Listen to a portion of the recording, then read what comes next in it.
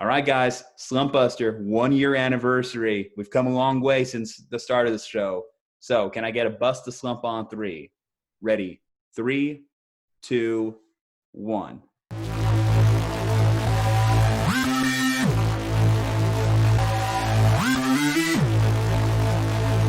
Slumpbuster.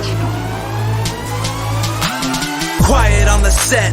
Make sure my mic is on. There is Dre and Juju Dog diving towards the pylon. Go for 2, so damn rude. Recognize authority. Spitting tips for fantasy. No way you're outscoring me. Bold predictions with conviction every single day. Sports addiction, no restriction. Kicking game like Pele. He's the greatest. What's the basis? Pick an athlete. Let's debate this game. Outrageous trading places. Sudden death. Take 10 paces. Turn and shoot. Boys the truth. Mamba mentality. Future greats take their place. Dreams become reality. Low and outside, knocked it out the park. Your boy discovered fire like a rock with a spark. Refs acting like Neanderthals. Phantom flags, nothing calls. Heartbreak losses, tragic falls. Every week discuss it all. Settle in, listen up. Free your time like Andrew Luck. Show's about to start. I suggest you buckle up.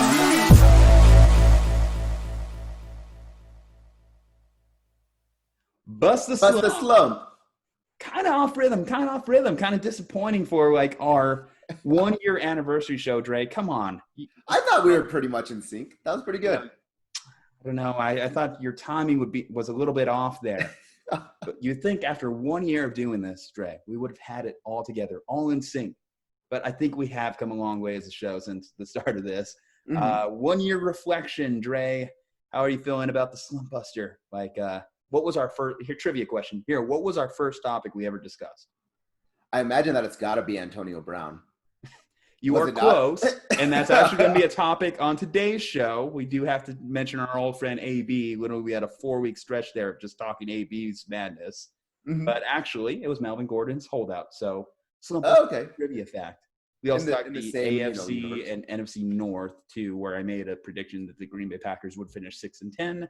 That did not happen. However, of course, these Niners here crushed them in the NFC Championship game. So, pish posh. Doesn't really matter too much there. But, yeah, no. With that said, thank you all for our listeners. I'm Juju Talk Sports. This is MMA Dre here. We had a fantastic interview that will pop up here later in the show with SI reporter Grant Cohn. Covers my Niners and, honestly, great source of information. So, stay tuned for that. But, let's see. Would it be too much of a faux pas to ask you who your favorite guest was we've had? I feel like put you on the spot here. Someone's gonna listen to this and somebody's gonna be like, "What the hell?" Yeah. No, we won't do that. But we will say that every guest that we've had on the show to this point, too, we love you. We appreciate you. Thank you for subscribing and showing us some love as the Slumpbuster. What more should I ask you? Screw it. Let's just get into the show, right? Let's do it. Yeah, let's talk about AB. So as I mentioned, first 4 weeks of last year, it just seemed like we had to just talk ABs. AB comes in on a hot air balloon. AB burns his feet off. AB does this. AB calls his GM a cracker. Yeah, a lot of stuff for it. When people talk about 2020, 2020 has been the longest decade I've ever lived in. That 4 weeks of Antonio Brown madness was like the longest sports media coverage I think we've ever had to do for anything. Oh yeah. No, that 4 weeks, like you said, equivalently is like 2020, right? This is AB's, 1 month of craziness. Really exactly.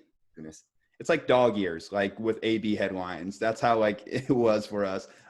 He even dyed his mustache blonde. But speaking of AB, so anyway, suspended officially by the NFL for 8 games. Though I guess he's retired. I guess he's not. Either way, he put out an IG post basically saying, just suspend me. That way I know what to tell teams. So now he knows what to tell teams. So with that said, are there teams that will pick up Antonio Brown this season? Yes or no, Dre? What do you think? I don't think he gets picked up at all. And, he is talented. We haven't seen him play basically in a whole year. He did pretty decent when he was with the New England Patriots, though. But still, I don't think we see him play. He still has all of the rape allegations, I'm pretty sure, from a legal standpoint, that he's got to deal with. So as long as that is still out there and unresolved, I just don't see a team that's willing to take the risk, right? Because even if you do pick him up, you sign him for after those 8 games or whatever, you run the risk of, okay, what's going to happen with some of his other legal troubles, and then you end up losing him. I mean, it could be like, hey, if we can sign him to a low contract, right? It's a low risk, high reward type thing, but I just don't see it happening. Well, low risk contracts are pretty much the name of the game when it comes to AB. No one's out there offering him $10 million guaranteed at this point in his career. Mm-hmm. He basically just needs a 1-year prove it deal. And in an 8-game stretch, I feel like AB's more than capable of proving it. He still has talented. We can't forget that in his last full season, he had 15 touchdowns. Like, the guy's a force. He's one of the best wide receiving talents we've ever seen in the game. Hell, even in one game in New England, he still was able to put up a decent production game. Like, if all this kind of like avalanche of headlines didn't like kind of like eat him alive last year, who knows? It might have been a long season in New England, seeing that Tom Brady to AB combination. I know it would have gave you nightmares week in and week out. But I think that the talent is still there, and I think that there is a lot of teams that could benefit from him, particularly like in a COVID year where we're seeing a lot of opt-outs. I think there's a lot of teams that can make room on their roster for Antonio Brown. You can certainly do a lot worse from a talent perspective than Antonio Brown. So when I look at good fits, how about the Philadelphia Eagles? I mean, let's face it, they just had Marquise Goodwin opt out. They put Alshon Jeffrey on the pup. Their top receiver right now is Jalen Reagor because even Deshaun Jackson is over there getting canceled. So I think that they have room on their roster for an Antonio Brown. And we know that Pennsylvania. And we know that, offense was really their sort of downfall, and not from the quarterback standpoint, but just from the fact that they literally had no name receivers, right, taking them into the playoffs. And so I agree with that one. I think that's a pretty good matchup that if they can get Antonio Brown, get Carson Wentz somebody to actually throw to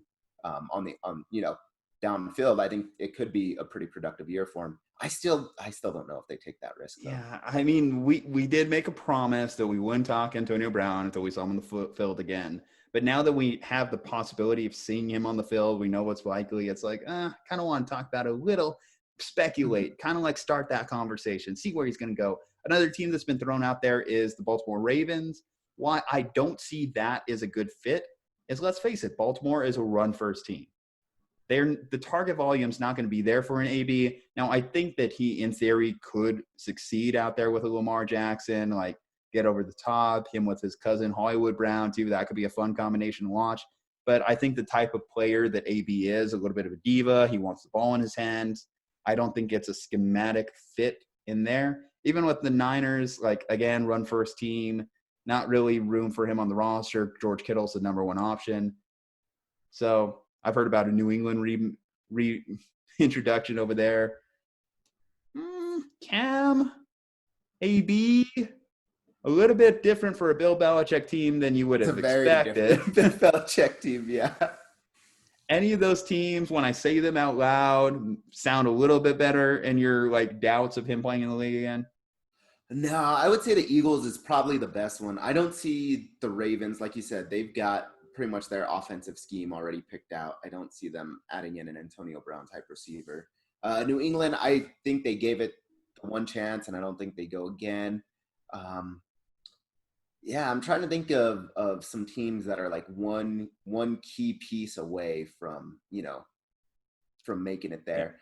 What about like the Cowboys? I don't know if the Cowboys would have the cash. They literally just drafted a wide receiver. They have Michael Gallup, Amari Cooper there. That's true. They have too much talent for make or break. If you really want to put some pressure on Dak, it's like you have AB, you have Amari Cooper, you have Michael Gallup. It's like, if you can't get it done now, man, then it's never. And that was my thinking, right? Is like, okay, now we can provide literally every weapon in the world for Dak to throw to. Every weapon, every type of weapon. It doesn't get any better of a receiving core than that. And you were able to pick up AB for cheap. But I think you're right. I think it does maybe get a little bit loaded back there with all the pieces that they picked up. But okay, let's rapid fire on a couple other headlines. So I did talk with Grant a little bit about the Jamal Adams trade. Did you think that the Seahawks gave up too much in that trade? Do you think it was just right? And do you think that this puts them ahead of the Niners? I don't think it puts them ahead of the Niners. I thought the trade was fairly decent, right? Considering some of the trades that we saw this past offseason, right? Like the D-Hop trade.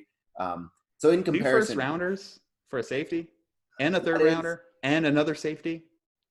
it is kind of a lot, especially because I think, the defensive side, I would say, I don't know if that was necessarily where they needed all the help, right? I thought they need to get Russell Wilson some more pieces, but we have seen safeties that can make some definitely game changing play, and so I thought it was decent. They did give up kind of a lot, but it I wasn't. think he needs to be as good as Minka was for you guys last year to really make that difference. And Jamal's good, but I don't know if like necessarily he's a game changer, specifically when the Niners and the Seahawks match up with each other. I feel as though like, can he shut down George Kittle? Maybe, but George is actually still bigger than Jamal Adams. And when you look at Kyle Shanahan, I'm sure he can scheme up to go away from Adams' side because the other defensive backs for the Seahawks kind of so-so, kind of a so-so lineup. But I feel like the Seahawks, they just felt the pressure. They're in a win now situation. They want to maximize their window. So I understand them wanting to go out there and acquire him. But what do you think for the Jets? Because, I mean, Adam Gase, if things don't turn around this year, he's probably out. Sam Darnold probably needs a big season. I know a lot of people still believe in Sam Darnold's talent. If he doesn't miss 5 games for mono, things might be a little different. But this move just kind of like screams like building for the future. And when you have a coach who's on the hot seat, how much in the future can you really build? Yeah, no, I agree with that. Because obviously picks are great and all, but they're not going to help you win games now. And I agree. I think we saw the season got derailed a little bit when Darnold got mono. And so hopefully they can turn it all around. I really do see Darnold as one of the more talented quarterbacks to come out of that draft class. And I think he just hasn't had a whole lot of good luck, right? Or the team necessarily surrounding him. So I think this year that he will have a better season. How good of a season does he need in order, for everybody to still keep their job is sort of the question, right? Like if, they were to have your typical like 4-12 season again, right? Like, all right, maybe they got one more win or whatever than they did last year, but that's not good enough. So I think they got to probably at least win. I would say like 6 games to say like, hey, we're improving, right? 6 to 7 games. All right, next question on the NFL headline rapid fire. So the NFL 100 list came out. It's always fun breaking down some of these rankings, see where players land. One of the more questionable rankings, at least to me, is Lamar Jackson was voted the number 1 overall player in the league, whereas Patrick Mahomes was put 4th. Now, Patrick Mahomes not only was the 4th overall player, he was the 3rd quarterback listed behind both Lamar and Russell Wilson. And at 3, Aaron Donald. As someone who still has reoccurring nightmares of Patrick Mahomes doing my team dirty on Super Bowl Sunday, I have a little bit of a beef with this ranking. I know it's the players. I know they're going with their guts, who they feel like is the toughest to match up with on a given Sunday. But do you think Lamar, Russell, and Aaron Donald all deserve to be ranked over the defending Super Bowl MVP? No, I don't see the logic behind this, right? Like, so I could see the argument that Lamar Jackson is maybe a better athlete than Pat Mahomes, right? But Pat Mahomes, when you come down to you are a player and the position that you play is quarterback, I don't see how it's arguable, right? Is that Pat Mahomes, he can, scramble out of the pocket if he needs to and use his feet. But at the end of the day, he's just such a better thrower of the football at the quarterback position, which is the position that they play. Therefore, that to me makes him a much better player than Lamar Jackson for sure. Granted, like I said, he may be not as athletic as Lamar Jackson. And, we're talking about NFL level athletes, right? So they're all athletic. They're all really good. But still, I think Pat Mahomes, there's no way you justify Lamar Jackson being the better quarterback. Then when it comes to Russell Wilson, I still don't necessarily agree with that one, though I will say Wilson definitely showed why he gets paid so much, right? And why he got that big contract that he did. What was it, last offseason? And so he really did put the team on his back. So I could see a little bit more of an argument that, like, him and Pat Mahomes are probably 1 and 2 when it comes to this league. But still, I would put Pat Mahomes over him. And then Aaron Donald, I think it's just hard to compare players that are on completely different sides of the ball, right, and do completely different things when it comes to overall, where do you rank these guys? And he definitely brings a lot of value to his team. So that's why I could see people saying, hey, they've even said he is the best at his position. He's the best at what he does. And if you try to compare that to Pat Mahomes, who is also the best at their position, the best at what he does, it makes that comparison a little bit more difficult. So you're just really coming down to maybe who plays the best of their position a little bit better than the other best. But yeah, long story short, I don't agree with that. Okay. Well, folks probably have heard me bluster on about the Niners enough and their rankings. So I'm going to allow you to talk about your Steelers a little bit here. So you had 3 guys come on the top 100, Cameron Hayward at 84, Minka Fitzpatrick at 35, and TJ Watt at your highest ranked guy at 25. Are you satisfied with all these rankings? Yeah, I think so. I'm pretty satisfied with all of those. I'm actually surprised that TJ is that high. But he has really developed this past season. So hopefully he keeps that up. I don't think we've had really anybody that's like super stellar, right? That back when we had the big 3, the Le'Veon Bell, Big Ben was at his best or, at his peak or close to it. And Antonio Brown, definitely I would say like, hey, some of those guys should probably be ranked a little bit higher, even verging on top 10. But I'm comfortable with that ranking right there. Yeah, I'm just disappointed Mason Rudolph wasn't ranked number 1 for you guys. Yeah, when it comes to taking helmet to the head, he's the number one player. I actually ran into his kryptonite the other day here in downtown Austin. Myles Garrett's a big human being. Just to put in perspective, So when you see him walking around, you're like, "Holy shit, you're Myles Garrett!" Wow, and you instantly look up. It's kind of like a House of Weather up there situation. Yeah, no, I wouldn't want to take a helmet shot from that man. That's what I learned. But speaking of rankings, let me tell you about the number 1 ranked men's grooming accessory, the Lawnmower 3.0, manscaped.com, promo code SLUMP. They're our sponsors. They're our partners. They're what allow us to put out great podcasts week in and week out. So here is a quick message from them. This is a message brought to you by the Foundation for a Perfect Package. Why do I need Manscaped? Why do I need Manscaped? Why do I need Manscaped? Because the only frill I want is the one up top. Because being in a relationship is not an excuse to be lazy. Because I like talking ball, not smelling like them. Because deforestation is proven to prevent forest fires. Manscaped is the only brand dedicated to below-the-waist grooming. Manscaped's Crop Preserver guarantees that you smell your best all day long. Manscaped Boxer Briefs are the most comfortable underwear on the market. Manscaped's advanced skincare technology makes nicks a thing of the past. Manscaped is the number 1 in men's grooming. Subscribers get 2 free blade refills every 3 months. Get 20% off plus free shipping and handling with the promo code SLUMP at manscaped.com. That's the promo code SLUMP at manscaped.com. Get your Lawnmower 3.0 today. We are the Slumpbusters. And we approve this message.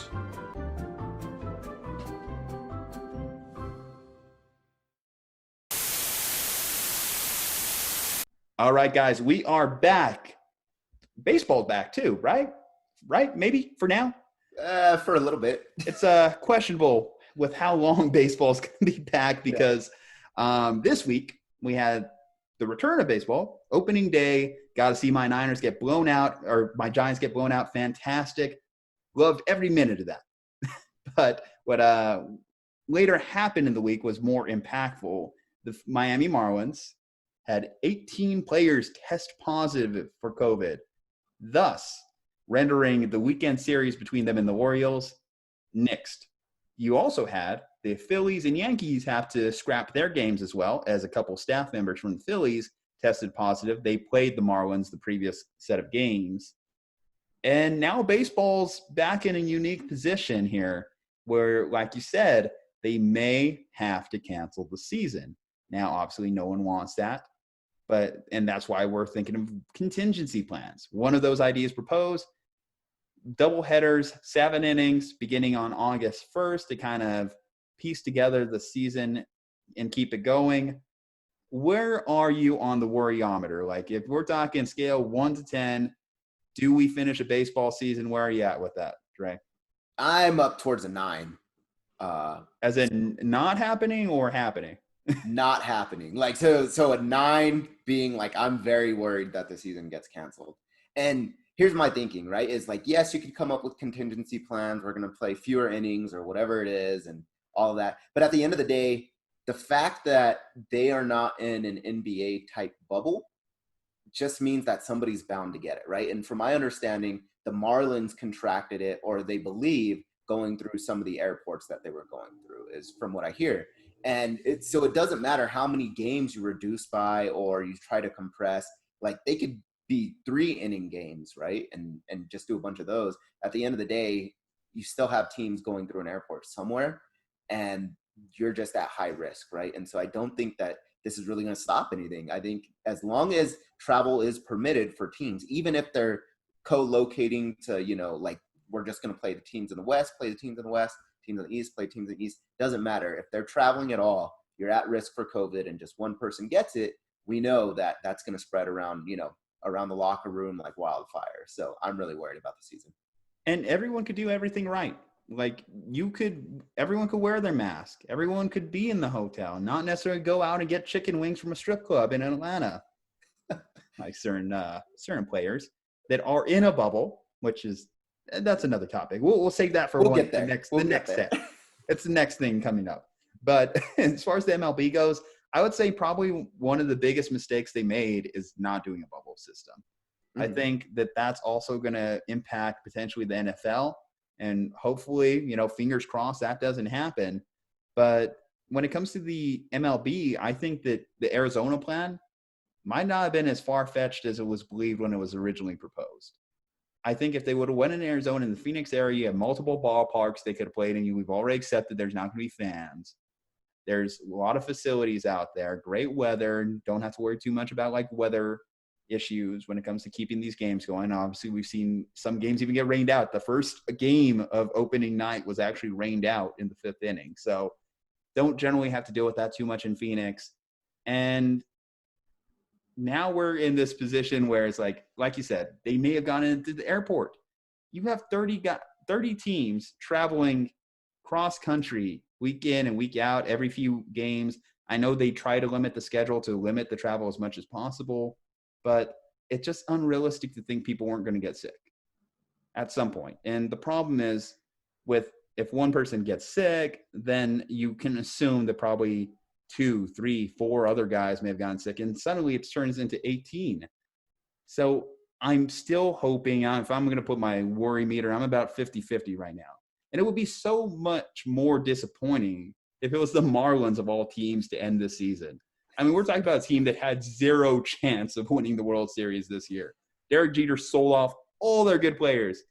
Great player, Derek Jeter. You're a Hall of Famer, and you should have been a unanimous Hall of Famer. But as an owner, we haven't seen the results quite yet. So, and even less so now that your team may have cost the MLB its 2020 season. So, yay, keep the good vibes going. Next thing up, so I got to have a little evaluation here. So I guess we didn't really have a fight, so maybe we can. I was going to throw it out there to you, MMA Dre, like rate the fight. There wasn't really a fight. It was more of a war of words. But I'm sure you've seen the exchange. So Joe Kelly on the mound, Dodgers, Astros. So this was one of the matchups we've probably been waiting for all offseason. And sure enough, a pitch goes over the head of a couple players. One player gets doinked. Was Joe Kelly in the right here? Was he in the right? No, probably not.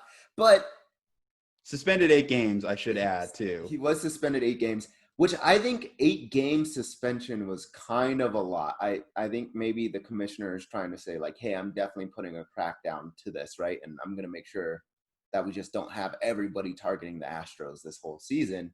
So I understand why he threw the book at him, but you're already on a shortened season. there's an 8-game suspension, which I think in the past, Joe Kelly, if I'm saying That's a this fifth of the season if you think about it.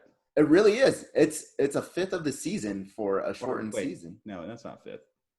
I'm doing shitty math. What is that? 40. How many games are there? Is there 60 now? There's 60 games. Okay, a 12th of the season.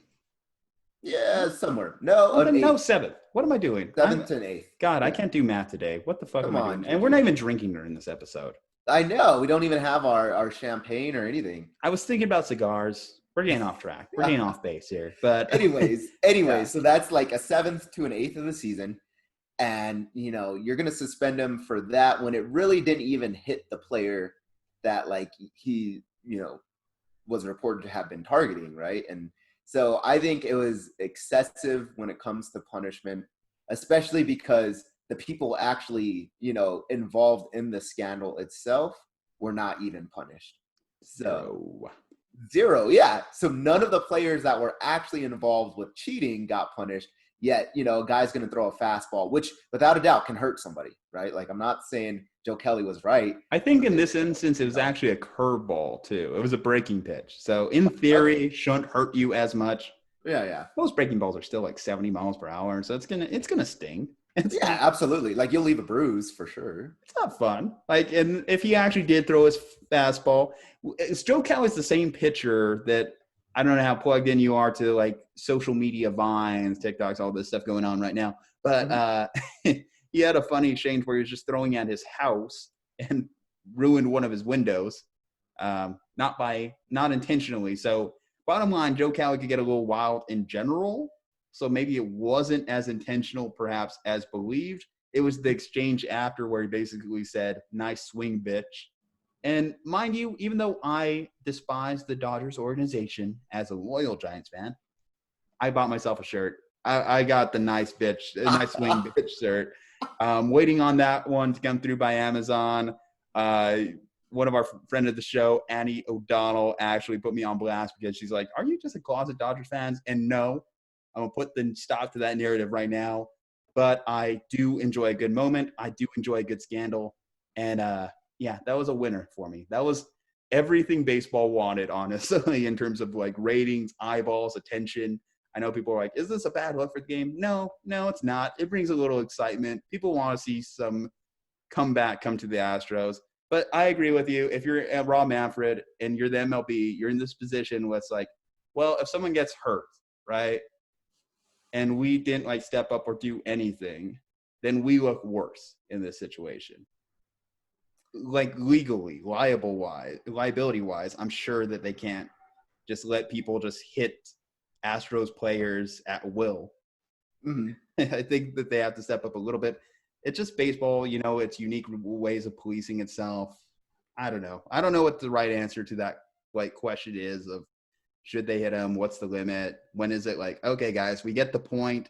We know you're targeting. Cheated. Now it's like we got to let it go and move forward, right? Yeah. What I will say, where I guess I do agree with Joe Kelly, so I won't necessarily say that he was right for doing what he did, but I think he's right for having his team's back because if I remember correctly, he wasn't even on the Dodgers when that cheating scandal happened. Actually, he was on the Red Sox who had their own unique thing. They had their own thing, right? But at least he's like, hey, I've got my boys back, right? And so, if they hate you, I hate you too, right? I wasn't even on the team, and I'm still throwing pitches at your head. So I do think that that's pretty gangster. And the whole, nice swing, bitch, gotta love it, right?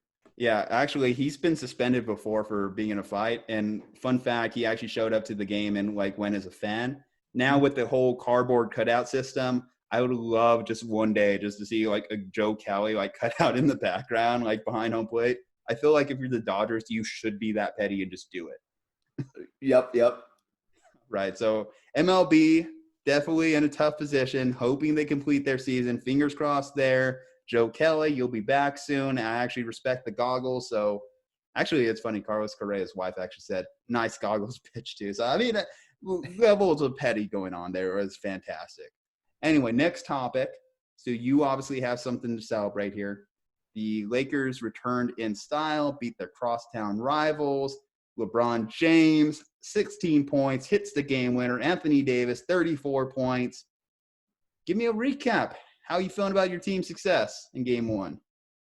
I'm actually still a little bit nervous. So I thought that Anthony Davis obviously really killed it. LeBron did a good job on both sides of the floor, except his offense was sort of lagging behind a little bit than what he traditionally has shown.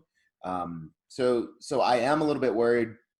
You can definitely tell that we're missing some of that presence of like Avery Bradley too on the defensive side. So I think we got sort of lucky in that, we alluded to this earlier, but one of the Clippers' key players just happened to not be there.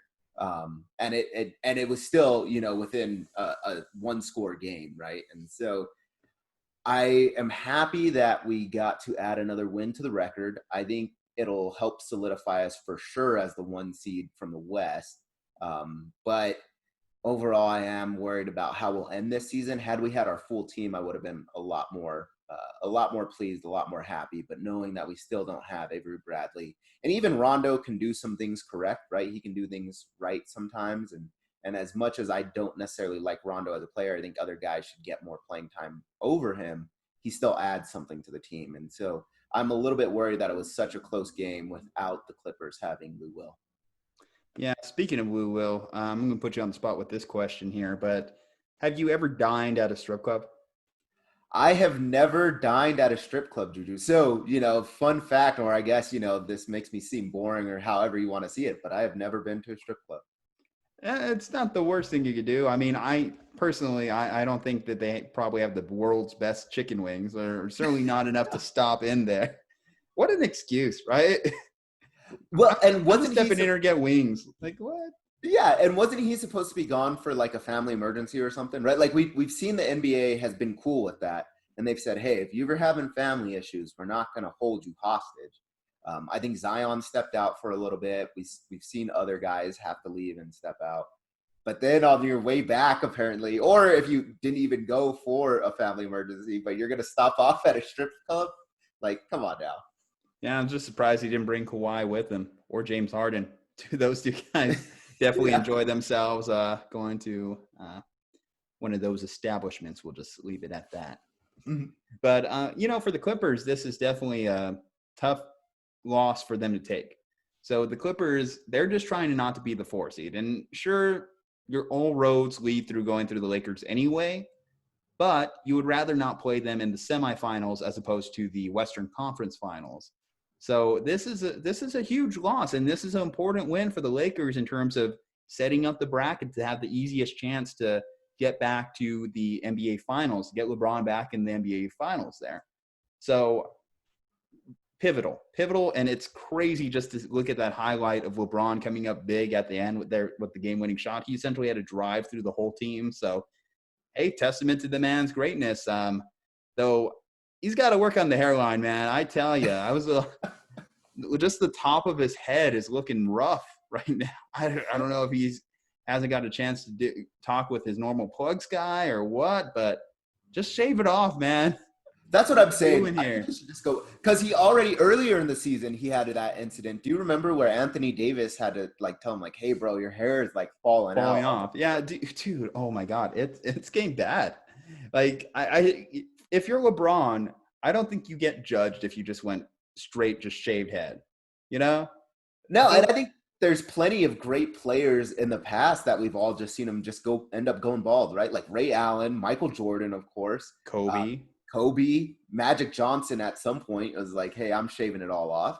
Just go bald. I feel like it's an all or nothing thing, man. I've said this. I think in my genetics, there's a possibility that I could start going bald, and I fear that day every day I wake up. But with that said, man, and I'm making this proclamation here on tape, on camera, so you can hold it against me later. But if it starts to go a certain way, it's all off. I'll just go the Heisenberg look. I'll just rock beard and bald head. I think, hell, I could just do the Cholo look, start getting some tattoos up here too. Mm-hmm. Bam Bam Bigelow style. Nah, but if that's the worst part of LeBron's genetics, then clearly the man's doing well for himself. So congratulations to your team. My team didn't have nearly as good of luck. So Celtics fan here. Celtics ended up losing a big game against Giannis and the Bucks today. They just were taking some bad shots. Jason Tatum, about 2 for 17. Just nothing was sinking for the guy. 5 points. Just a horrible day for like Jason Tatum in the return. Something was off. They just weren't efficient. And I think that just shows that they needed these 8 regular season games before they just jumped into the playoffs, because players were going to come out cold. They weren't going to come out at their best. And I think the Celtics fell a little victim to that. I don't know if you got a chance to see any of the game. Unfortunately, I didn't get to see too much. I was keeping up on my phone with the score throughout. And it seemed like for much of the game, it was pretty close. And then until I saw in the fourth quarter, right, like about 2 minutes in, there was, a 5 or 7 point difference or something like that. And I was like, 2 minutes left, I should say, in the fourth quarter. There's like 5 or 7 point difference. And then I was like, okay, the Bucks are starting to sort of run away from it. The other thing I noticed when I was looking down sort of at the stats sheet, it looked like your bench also didn't do too much. So I saw like Marcus Smart, seemed to have a pretty productive game. Yeah, 23 points. In 27 minutes, he was doing a good job. Yeah, I saw he did a really good job. Benemaker, I think, was the other one that did really well coming off the bench, or at least decent. But here's the big one, though. Giannis apparently could just punch people in the dick and not get fouls for it. Did that happen? Yeah, final 2 minutes. And actually, this came up huge because it was a tie game, right? Yeah. Daniel Theis, who's our center, was like working on him, and Giannis, I mean, maybe it wasn't intentional, but the bottom line is he still essentially punched him in the dick. Just a good old. Yeah. So you just see Theis just curl up in a ball. So he should have fouled out of the game with that one there. Instead, refs don't call it. He gets to play. He hits a couple of and ones to his name. Speaking of which, in another one of those and ones, there's a blocking call on Marcus Smart instead of a charge. So maybe I'm a little bit bitter. Maybe I'm thinking the refs come from Milwaukee. Maybe they pick up their paychecks in Wisconsin. What's up with that refs? What up, NBA refs? What part of Wisconsin is giving you your money? Tell me now. Go back to Cream City. They're wearing this Cream City jerseys too. Oh, really? That's a horrible nickname for a team. It sounds more like a category on Pornhub than it does like a team city name. So let's not get into what it sounds like on Pornhub, but I could imagine the category and what would be going on. I'm done with it. Anyway, next matchup. So let's just talk about real quick about the first game of the NBA season. So thankfully, all these games have been really close. They've been really competitive. Utah Jazz, New Orleans Pelicans, Zion's back, looks fantastic, a little heavy, but isn't it only appropriate that the man that hits the game-winning shot in the first game is one Rudy Gobert? So Jazz get a big W. The Pelicans are clinging to life in their playoff chances as well. And like I said, the man who shut down the entire season, or at least is accused of it. I mean, looking back, hindsight being 2020, all he really did was joke around about it. We all took this lightly until it actually made a turn. So I don't think Gobert's nearly the victim that he's made out to be, but still kind of an interesting look, maybe a feel-good redemption story. Hopefully this puts the heat between him and Donovan Mitchell at bay. What did you think of the Utah Jazz's big win to open up the NBA season? And what do you think of just the restart of the NBA season as a whole? I think it's been super successful, right? Like when you compare it to the MLB's restart, baseball, we already saw that there was literally 1 or 2 teams that just had to be shut down and like, hey, you guys can't play for 2 weeks or 3 weeks or however long it's going to take for their players to recover and not, and become asymptomatic. So when you compare it to that, the NBA plan has been fantastic, right? Like we've got to see games, we've got to see practices. And so far they've reported 0 cases of COVID. And I'm sure that they still test these guys day and night, just like every other organization. But the fact that they haven't had 1 positive test come from any of the staff or any of the players shows that the bubble works. Now, granted, when it comes to basketball, the roster size is just so much smaller than, a lot of the other sports. So you got to say that, yes, 15 guys is a lot easier to house than, 30, or if we're in football, we're talking, 50 guys from each team. But still, I think the NBA has been incredibly successful as far as the overall restart. Like you said, the games, there hasn't been one game where I was disappointed in at least the score and the highlights from it, or the games that I've watched. I have not been disappointed, right? Like the Lakers Clippers was fantastic. And I will say that the Jazz versus the Pelicans was really good. It sucks. Zion, I think, only played 15 minutes, right? He's still on a minutes restriction. That's terrible. That's a terrible look when you're in a competitive game to try and get in the playoffs and you tell your star player, no, you can't. And that's a weak sauce move, to be honest. Yeah, I thought so too, right? And, I've read reports that Zion's pissed about it, which I would be too. It's like we had the legit chance at winning this game, right? We know that Zion is going to be a game changer whenever he's fully healthy and fully able to contribute and play. And I think the Pelicans maybe win that game had they left him in even for 1 or 2 more minutes, that he could have helped and impacted the floor because it literally came down to the end. It's kind of like when we were going back to watching The Last Dance. Remember, like in Michael Jordan's, I think his sophomore year, he was put on a minutes restriction.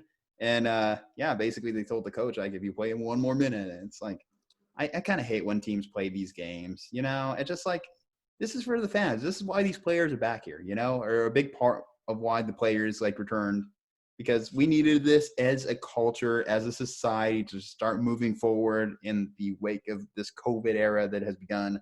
And in terms of visually too, I'll say this, I'm actually really impressed with just how it looks. I thought it was going to be a completely odd scene to see a game without fans, but the virtual fans, they're actually doing pretty well with that. And just in general, it just feels like an actual NBA game. I thought it was just going to look like that AAU high school game, quiet, but even the noise piped in actually really helps the overall feel. And it makes you feel like you're actually watching just a normal game as if nothing was really going on. At least slight escapism there. But what's the really great thing about this is that we have games to bet on. So, if you want to play some bets, you should probably do it at razersport.com, R-A-Z-E-R sport.com. That's going to be our sponsor. So we're going to have a quick word from them. And then right after that, we're just going to go into my interview with Grant Cohn. Like I said, he is a writer for Sports Illustrated. Great conversation, Jadeveon Clowney talk, COVID talk, Niners talk, a lot of great stuff going on there. So razorsport.com and then Grant Cohn. I'm LeBron James. No, I'm not. But I'm the king when it comes to sports betting. Bet Razor. Razorsport.com.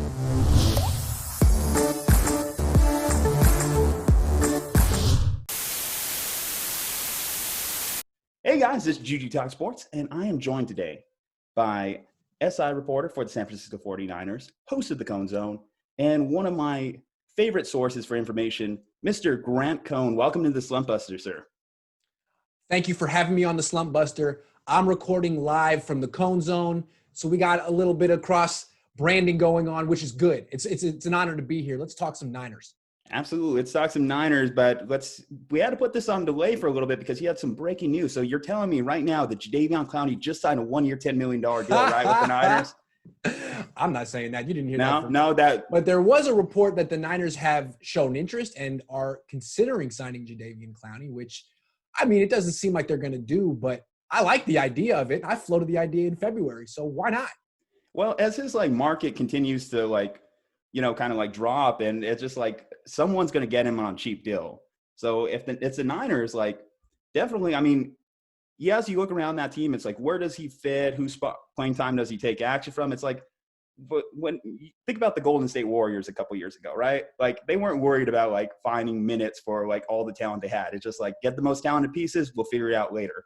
And I think as if the Niners should do. There's a limit on how many good players you can have. That if you have one more good player, all of a sudden it's a bad thing. And that's what the Warrior fans used to say about Durant.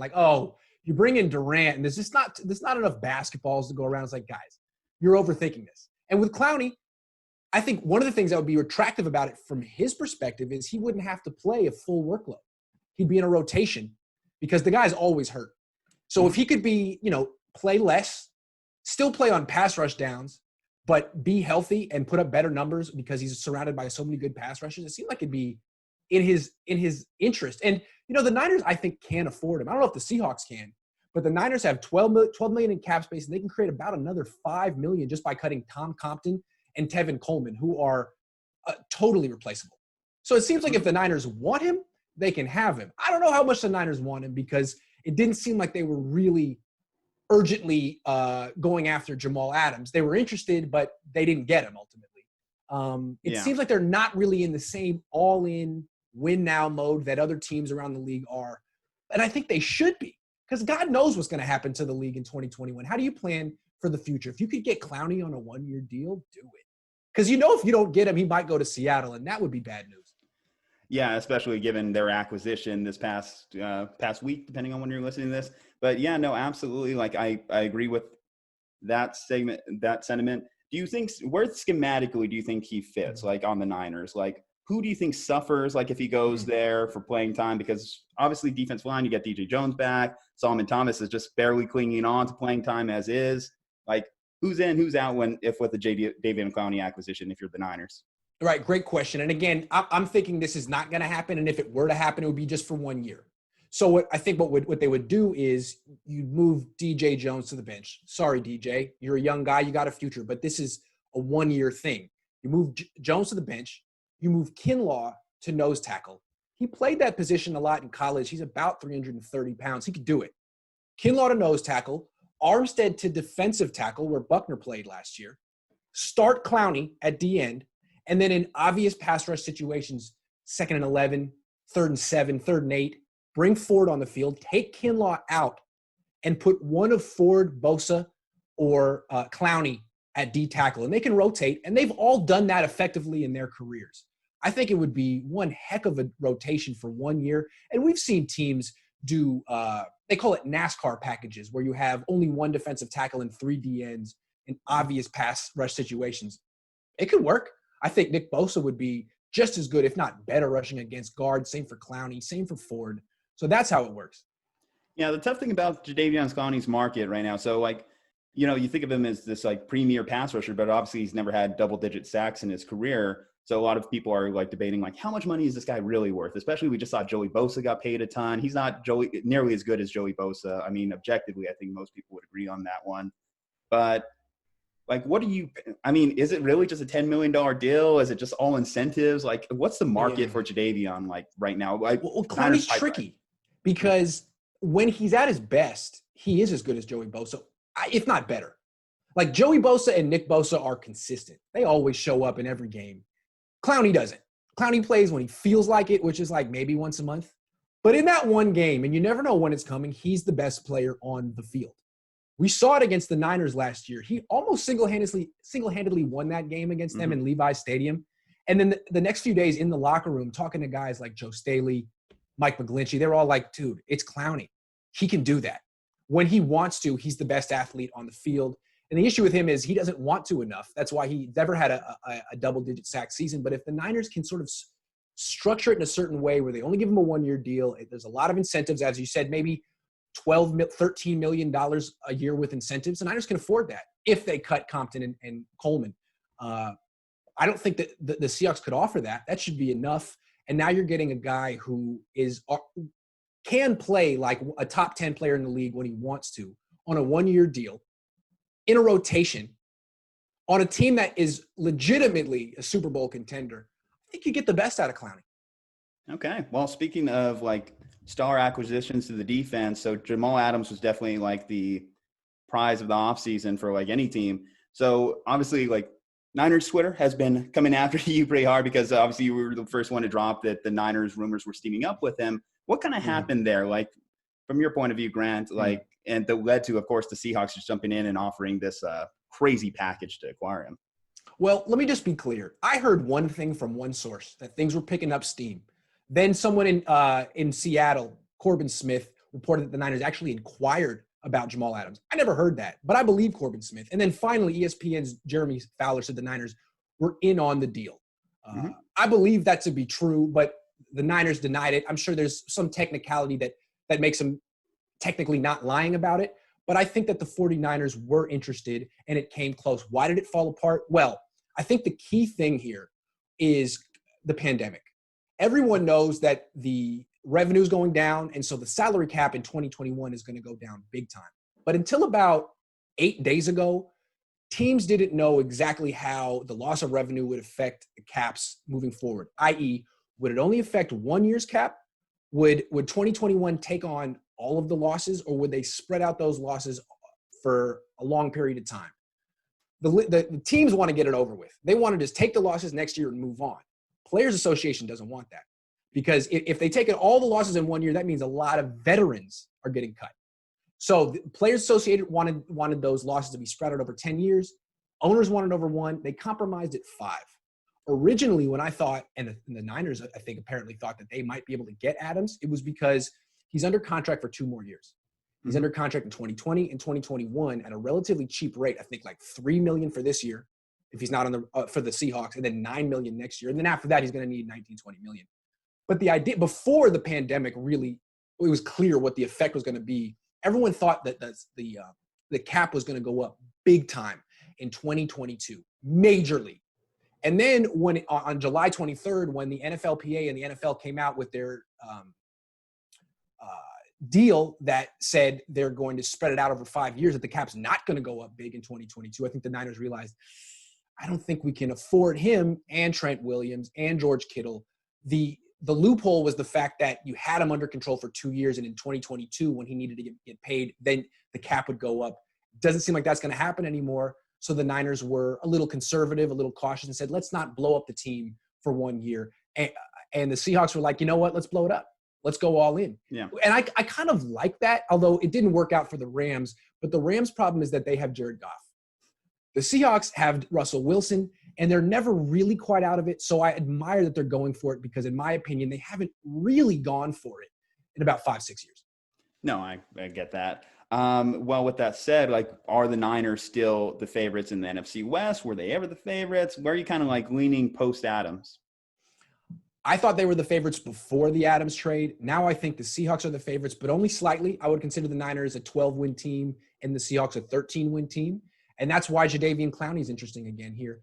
If the Niners get him, I think I put them back ahead of the Seahawks. And if the Seahawks get him, then I would put them firmly ahead of the 49ers. So I think Adams tipped the scales a little bit. Clowney could do the same. That's why he's an important figure the next few weeks. Would you say that would be the only appropriate counterpunch, or is there anyone else that you're seeing potentially out there that Niners could go after? There's a couple of tight ends they could go after. Jordan Reed, Delaney Walker. But these guys aren't going to get big contracts. They would be like veteran minimum contracts with incentives and no guaranteed money, because in Jordan Reed's case, 7 career concussions, didn't play last season, may never play again, probably might need to retire. Delaney Walker's case, almost 36, has missed most of the past 2 years with ankle injuries. So both guys have a lot to prove. They would need to come to camp and show that they're still the guys they were 2-3 years ago.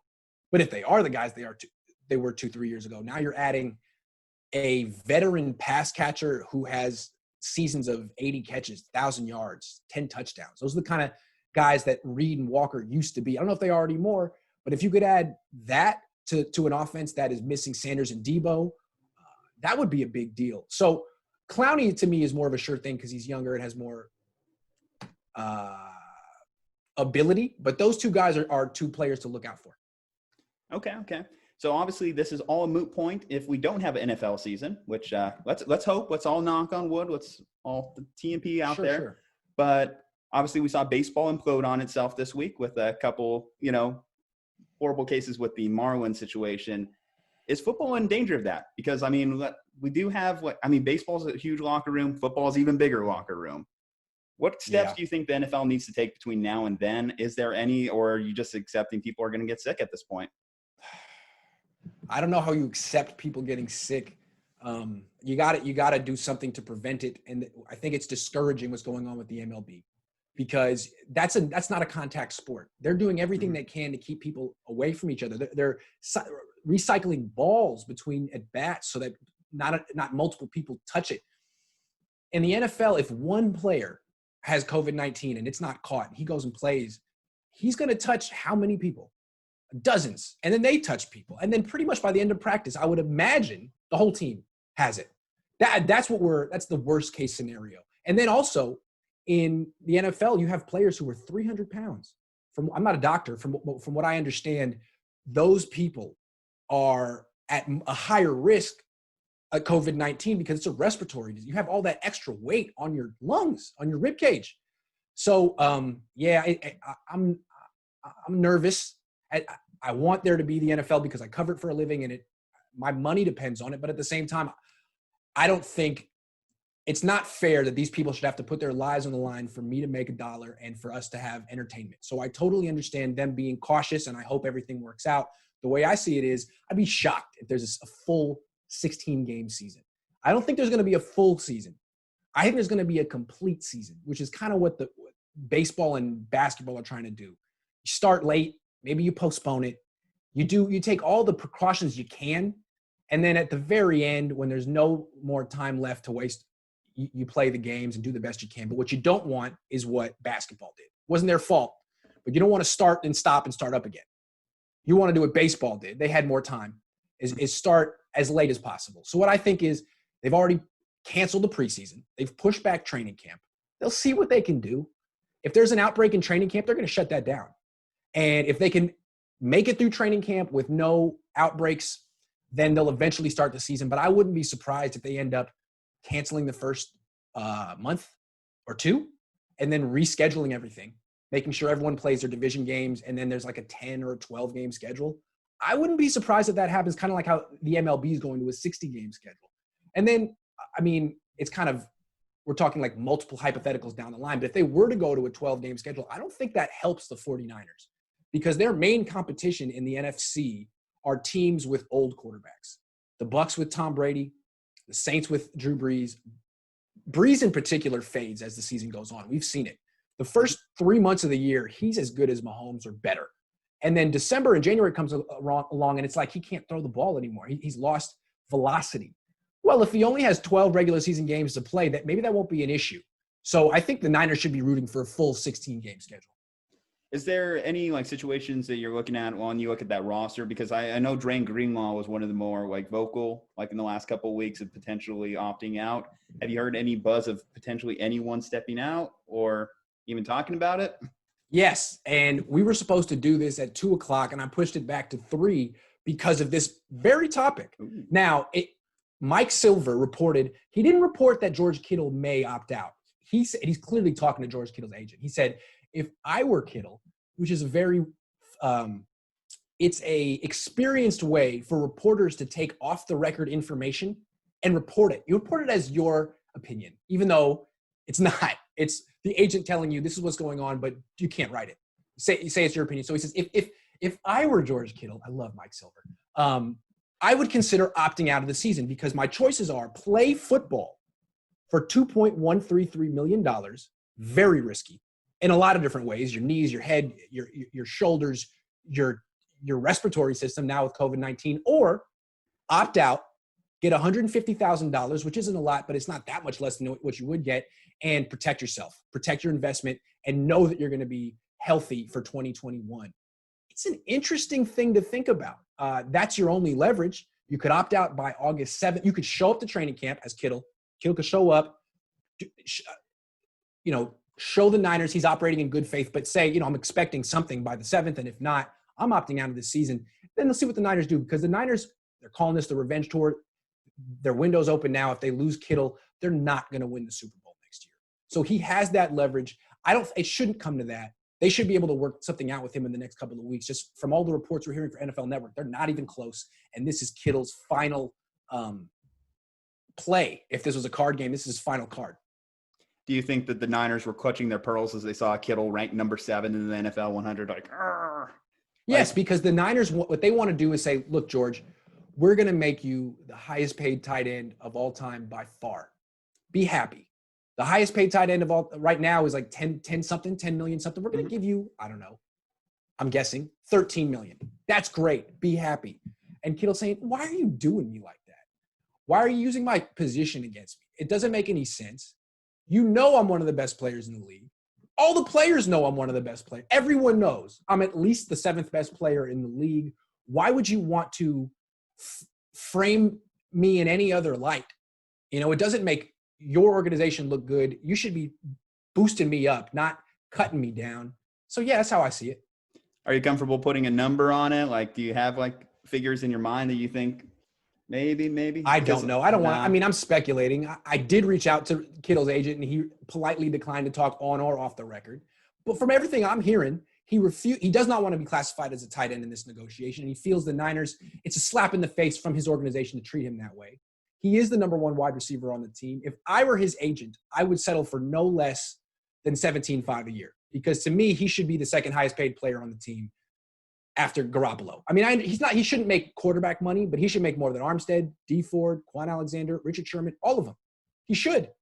I don't know if he's demanding that. In fact, I don't even think he is. I think Kittle's probably trying to do right and be like, look, I know I could ask for wide receiver one money because I am that on this team. Just be nice and give me 15. And I'm guessing he's saying just be nice and give me 15 or 16, and the Niners are still being like, we don't have to do that. We don't. And Kittle's like, man, why aren't you being fair? Why are you not being fair? If that's how you're going to be, then why don't I just opt out? And we'll see how you guys do without me. Because if you think about it, to me, I'm a conspiracy theorist at heart, and I feel like John Lynch just opted out of the last 2 months.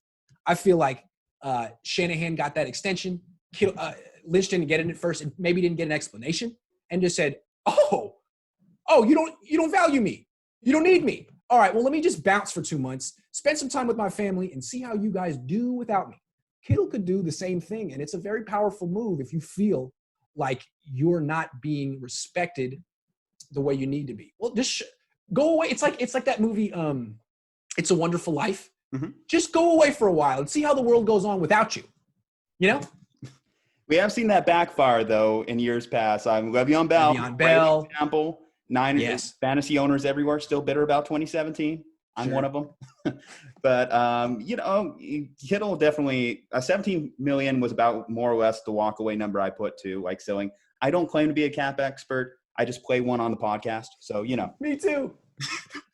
But, okay, so speaking of those NFL 100 rankings, so an interesting name that popped up for 49ers fans everywhere. Everyone is enjoy. Everyone is a buzz. Jimmy Garoppolo at number 43. So nationally, Jimmy Garoppolo has been, mixed feelings. Even for yourself, Grant, I know you take a lot of heat, too, on the Jimmy Garoppolo fans.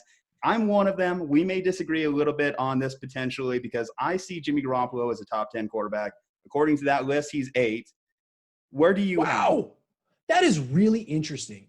So the players put him at 8, but it seems like the national media put him almost at 15. Mm-hmm. And I would think that 15 is a little harsh. Like, I'm the harsh guy locally. I'm the guy who says good Jimmy and bad Jimmy. But even I wouldn't say 15. I think that's a little harsh. I think he's closer to 8 than that. The only thing – look, I'm not going to argue with his peers because the players know the game better than I do. All I'm saying is he has less than 2 full seasons as a starter. It's a little early to really give him a ranking like that. But what are they going to do, not rank him? What are you going to do? So I get it. I just feel like he's in a volatile stage in his career. If something happens and he has a down year next year, and I don't expect he will, but if he does, then all of a sudden he could plummet out of the top 100 entirely, all because he doesn't have much of a track record. So, yeah, he's coming off a great year. Good for him. He still has a lot to prove. I mean, next year he could be 15 in the league, or he could be out of the top 100. He still has a lot to prove. I think that just shows the respect, though, that Jimmy does tend to have with his peers just in general. Like, if you look at the Niners locker room, like how many people have jumped to his defense, whether it be George Kittle, whether it be Kyle Juszczyk. I think Kyle was the one talking about him in that video as well, the package that they made up. Jimmy Garoppolo definitely does command a lot of leadership points with that team, and I do think that that's one of his defining characteristics. As you mentioned, like the national media had him at 15. We talked about the Madden ratings. They had him at 83, 20 for Chris Sims. I was like, is Ryan Tannehill really a better quarterback than Jimmy? Exactly. Let me ask you this. Mm-hmm. Where did Matt Stafford rank in the top 100? Was he even in the top 100? I don't believe so. I think that might have been impacted, obviously, because of okay. See, that's what I'm talking about, man. Yeah. Like, Matt Stafford has been in the league like 12 years. He's a hell of a quarterback, but he's been in the Lions, and he's gotten hurt. So he's not in the top 100, but Jimmy is because he's played a year and a half, and he's coming off a good year. Look at it this way. If the Niners called the Lions today and said, we'll trade you Jimmy Garoppolo for Matt Stafford, what would the Lions say? Well, I mean, I think that they would probably take that deal. I mean, maybe. I mean, look at this way. They've shown about this way. If they traded spots last year, how many games? And Stafford was the Niners quarterback, and Jimmy was the Lions quarterback. How many games would the Niners win, and how many games would the Lions win? It's hard to do better than a 13-3 season, that's for sure. The thing, I have my questions about Matthew Stafford, and maybe, yes, he's been in a poor organization his entire career. they have shown little ability to help him out throughout that time. Coaching staffs have been a mess as well. But he did have one of the greatest wide receivers potentially of all time. We'll say that, did. you know. Never had a running game, never really had a defense, but he did have Calvin Johnson. Yeah, so I mean, it's tough. I would have wanted more from Matthew Stafford at this point in his career just because he is, like you said, he is an above average talent. He is a fantastic talent. If you look at just like NFL GMs, I believe, what was it? The Athletics rankings came out with NFL GMs tier 1 quarterbacks, tier 2 quarterbacks just a couple days ago. And I believe most NFL GMs still had him as like bottom end tier 1 quarterback, if I'm not mistaken. Wow. See, to me, I consider Garoppolo a tier 3 quarterback. Tier 1 is Mahomes, Breeze, Wilson. Tier 2 is like Brady, Rodgers, Stafford, arguably, or maybe not. And then tier 3 is Garoppolo, Cousins, Carr, maybe Stafford. They're like the good quarterbacks, but quarterbacks who definitely have stinkers, maybe once a month. You know, they're not necessarily the most consistent, but what they're on, they're as good as a tier 2 or as good as a tier 2. Okay, so what does Jimmy need to do to change the narrative? What does he need to do to fix things? Because I think if he could just find himself somewhere in that MVP discussion argument, just at least one vote, give me one vote, and I think that would be a huge step for him. Well, cutting down the turnovers are important, but that's not going to get him the MVP. If he cuts down the turnovers from 17, including fumbles, to like 10, now he's more in the Kirk Cousins range, because Kirk Cousins is just a little bit more conservative or protectful of the football. But that's not enough to get to the MVP. To me, it's very clear what Jimmy Garoppolo needs to do, and I think he can do it. I mean, I hope he can do it. I don't really care if he can do it, but I'm thinking he might. He needs to get the arm strength back. When he first came to the Niners, he had some serious zip on the ball. I thought he did. I mean, he's never really had great feel for the deep ball, but that's not really an arm strength thing. That's a timing thing with your receivers. I'm talking about zip on intermediate passes down the field, 15 yards to the sideline. He could really drive it, I thought, before he tore his ACL. Because to drive those throws, you need to plant your front leg pretty aggressively, and that's your surgically repaired knee. So I felt in 2019, he wasn't really following through. He was really using his arm and his wrist and babying his front leg, because in football, you plant it hard, it could get rolled up on, you could tear it again. So I get it. It was his first year back from the ACL. There is a mental hurdle that every quarterback and player needs to get over. It's been an extra year. Now he's at that point now where it's like the arm strength is going to come back now or it never will. And I think that's part of what the Niners are looking at. If it comes back and he has zip and he can start going down the field more like he did in 2017, then that's their guy for long term, and they'll give him the extension. But if not, if he's really limited to these shorter passes and everything has to be about yards after the catch, then I think, and they like get bounced early from the playoffs, then the Niners might think, well, what could we do with a quarterback like Matt Stafford, who really does have a gun? What could we do with a quarterback who just has a little bit more zip? So I'm not saying that Jimmy is like screwed. I think he can, a year removed from the ACL, he should be able to show some more zip. And if not, then things get weird. But I think that's what we're looking for this year. A little bit more oomph on us, a little bit more mustard on those passes. I think where people have kind of like had their disagreements with you is just because, I mean, you've said like he's not Steve Young, you know, and some people have taken offense to that. And, you know, with that said, Grant, it's great that you actually got to see Steve Young. Maybe I love Jimmy a little bit more because I come from the generation that was asking for Sean Hill to start over Alex Smith. Fair enough. Good point. Yeah, I grew up with Steve Young, and to me, like 7-year-old me thinks that's the way the Niners should be all the time.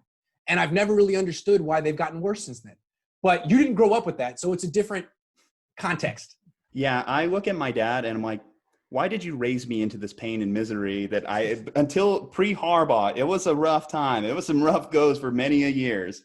So, you know, I think my first memory was that Jeff Garcia comeback against the Giants. That was about it. That was like the highlight at quarterback. First memory of like watching Niners games. Of course. I remember that. I loved that game. I remember I was hanging out with my cousins, Michael and Barry, that day. Was that 2002? I was 14. It was. And they came over to my house. They're from Virginia, so they don't care about the Niners. And I was a big fan at the time. And they just wanted to watch football with me. So the Niners were down big. So we were like, man, screw this game. Let's leave. So they were in college at the time, or a little bit older. We went to Telegraph Avenue in Berkeley to get like a piece of pizza and just kill time. And then we catch a TV and we see the game's tied. So we rush home and see it. We missed, I want to say, like the half, like the second and third quarter, because we thought the game was over and came back to watch Jeff Garcia, who is one of the most underrated players in 49ers history. For some reason, he gets no credit, but he was handpicked by Bill Walsh. And I still feel like he reached a level that Jimmy Garoppolo has yet to attain, but has yet to attain. So let's give some respect to Jeff Garcia. Hey, some Jeff Garcia love. Wasn't expecting to have that today, but Jeff, you're well represented and loved by the Slumpbuster podcast, and that's right, right here. All right, Grant. Well, let me start asking just about you, about what makes you Grant Cohn. So obviously, your dad was a writer and covered the Niners for many years too, and now you're with SI. So where were you before SI? I was with the Santa Rosa Press Democrat from 2011 to till 3 months ago. Oh, okay. Gotcha. And so how was it getting acquainted with covering the Niners? Did you start off your own path? What brought you to where you are today? Man, it was hard. I was a freelancer for NBC Bay Area, which was CSN Bay Area back then. And I was like my dad. I was a general opinion guy writing about baseball one day, basketball one day. And one day the Press Democrat reached out to me. I didn't know they were hiring. And they offered me the blog covering the 49ers. So of course I said yes. And I became a football specialist after that. But I'm 23 and I'm trying to make a name for myself on a serious beat. I mean, it's like Matt Mayoko's been doing this forever. Matt Barrow's been doing this forever. They're so connected inside the organization. How do I even get a foothold? So my strategy at the time, it's just basically my same strategy now, is to, and I've been reading Matt Mayoko and Matt Barrow since I was in high school. I mean, I was a Niner fan. And I'm a big journalism guy too. So I knew who all the beat writers were. I've been following these guys. I know what Matty does. I know what Barrows does, and they're great at it. But I also know what they don't do, because no one can do everything. You have your own style of coverage. And particularly for those guys who are entrenched on any team, you make a lot of money. You have allies in the organization. You don't want to deviate too much from what works for you. So I always felt like I'm going to do what they don't do. Matty and Barrows aren't the most opinionated people, so I'll be super opinionated. These guys don't do live Periscope broadcasts, so I'll do live Periscope broadcasts. They don't do all 22 coaches film breakdowns, so that's my niche. I just felt like I needed to find a niche, and nothing against them. They're great. It's just, what do they not do? And that's what my advice for every up-and-coming sports writer. If you're trying to make it as a beat writer, I was talking to a guy today who's 27 and trying to make a name for himself on the Patriots beat. Good luck. I mean, that's the toughest team in the country. You've got to work with Bill Belichick and a bunch of high-paid beat writers who've been doing it for decades and decades and are more connected than you. How do you even get on fans' radar? Well, have some opinions. Go a little deeper with your analysis. Work a little harder. Post more. I think those things tend to work, and it's worked for me. But still, a lot of 49er fans hate my guts. And I have far fewer Twitter followers than every other beat writer, because I think a lot of 49er fans feel like it would make them not authentic fans to admit that they read me. They read me, but they can't publicly admit it. So that's what has worked for me. And so far, it's worked very well. It's not a bad niche. How many people have hate watched Skip Bayless for years? I mean, see, that's what people always say about me, that you're trying to be like Skip. And I hear what you're saying. But what I would say is Skip's act, if you have an IQ over 90, you realize that he doesn't believe a single thing he says. He's just trying to get people worked up. He's like one of those preachers, like you know what I mean, who doesn't even believe in God. Just like, dude, you're the worst. And I respect that he gets people going and that he has a lot of opinions, but he has no integrity. And that's a pretty important thing for a journalist. The way I feel like I've differentiated myself from him is that I show my homework. I do weekly film breakdowns during the season. I show everyone how hard I work and all the homework I do. So even if I'm wrong, it's like on math tests in high school. Even if you're wrong, at least you showed your work. At least the teacher knows that you were earnest in your attempt and you did your homework. I'm not making these things up just for a reaction. I really believe everything I say. And if you don't believe me, I'm happy to jump on your podcast and explain myself for a half an hour. And I don't think there really are pundits out there like that. I mean, Max Kellerman does he really believe what he says? Does Stephen A? I don't know. But I think there's a market for people like us who have interesting things to say and really, really believe it and can explain why. Yeah, no, mad respect for you to even just like hop on. Like when I shot in your DMs, I'm like, but I've seen you do like a ton of other pods. The fact you'll come on, fight for your opinion, I think I have much respect for that. Before we send you off, the last question we like to ask our guest here is favorite all-time sports movie.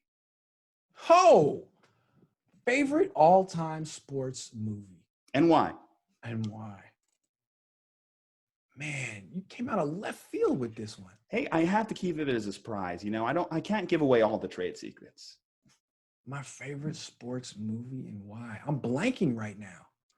I know I'm supposed to say Field of Dreams. That's a good one. But I'm a really silly person and I can't take anything seriously. And for whatever reason, you put me on the spot and only one movie keeps popping up into my 11-year-old juvenile brain, and it's basketball. I don't know why. Okay. I like that movie. I mean, I love Happy Gilmore. That's the greatest golf movie of all time. It might be Happy Gilmore. But basketball is just the silliest movie ever. If you haven't seen it, I'm not going to say too much about it. It's by the guys who created South Park, and basically it's a backyard, half baseball, half basketball game. It's the stupidest movie ever made. So you should definitely watch it. There's nothing wrong with a stupid movie if it makes you laugh. That's the point. And you want to talk about two guys that can make you laugh? Trey Stone, Matt Parker, South Park. It's like a live action, like I'm supposed to say Rudy, right? Like these really serious movies that make you cry at the end. My favorite all time is Major League. So, I love the characters. It's literally Charlie Sheen at his best. Willie Mays Hayes. Like the fact that you could just list off, and I could turn it on any random day of the week, and it's just still rewatchable. I could jump in at any point. That's why I love Major League. And you got to give Happy Gilmore some credit. Yeah. The whole idea of a hockey player who becomes a golfer and uses all that aggression to his advantage is pretty genius.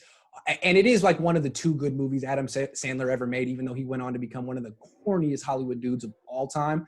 But yeah, Happy Gilmore, that's up there. Advice, if you ever want to really get under a hockey podcaster's skin, just ask them if Happy Gilmore is a hockey movie. It's just a great treat. Just putting it out there for future reference there, Grant. Just tell them it's the greatest hockey movie of all time and see their blood. Greatest, absolutely. Miracle didn't even stand a chance against it. Any obligatory plugs? No. You can find me on YouTube and Google. Make sure you're subscribed to Julian, though. He's an up-and-comer, and he's good. Follow him on Twitter. Subscribe to him on YouTube. And check him out all the time because look at him. He's dapper. He takes it seriously. And look, a lot of people make fun of me for wearing a suit, but Julian gets it. If you wear the suit, it lets the audience know that you respect them, you respect the topic, and you respect yourself. So Julian gets it. Make sure you look out for him. Thank you, Grant. See you next time. Go ahead and check out Grant Cohn. All right, guys, we are back. We hope you enjoyed the interview with Grant Cohn. Fantastic discussion. Like Grant's been one of my favorite sources for information over the last few months, not just Niner related, but a very smart, intellectual guy. And I highly encourage you to check out his channel. Check him out on Twitter. Very entertaining, very good person to kind of like go for information. So Dre, we're about to close out the show here. So like I said, this is our year mark episode, which is really cool. We'll start breaking down some NFL divisions like we did last year as well here soon. I did want to get a quick thought before we completely head out. So a news story we kind of forgot about here was that the New England Patriots had a bunch of players opt out on their team here. What do you think that means for New England? Just quick thoughts. Yeah, I'm a little bit worried now, right? I was like, oh, they'll do at least as good as Tampa Bay. I know that I've been saying that for a long time. Now I'm a little bit worried. I do think that hurts. They're in a weird transition year too, so I think all of it together, you're changing quarterbacks. Some of your players are opting out. It's a weird season. You might even have to do a totally new, different offensive system than what you've had before. I don't think it bodes well for the Patriots. I still think they win the division probably in a scrappy battle with the Bills. But I definitely think that it hurts their chances. I'll make it easy. Just playoff team or no? What are you thinking? Like I said, I think they're going to win the division, so I'll say yes. Wow. Even with those losses, man, because they lost Dante Howard and Patrick Chung, so their defense is going to be hurting, and I think defense was really what's going to keep that team together. But moving on, Again, want to say a quick thank you to all our followers, all our subscribers. You have been great throughout this year. We're hoping to build more of you, like bring more people on to bust the slump with us together. Slumpbuster has been a great experience. It started with just Dre and myself. We brought on Slumpbuster Bob, C-Money, Eris. We all work together as a team to just bring great content to you. So keep hitting that subscription button. Keep liking, commenting. Maybe you disagree with us. Let us know in the comments too. We're happy for criticism. Just not too much. We are sensitive. We are sensitive souls. But other than that, guys, you stay safe, happy, and healthy. At Slumpbuster Pod on IG, at Slumpbuster Pod on Twitter as well. Catch you guys later.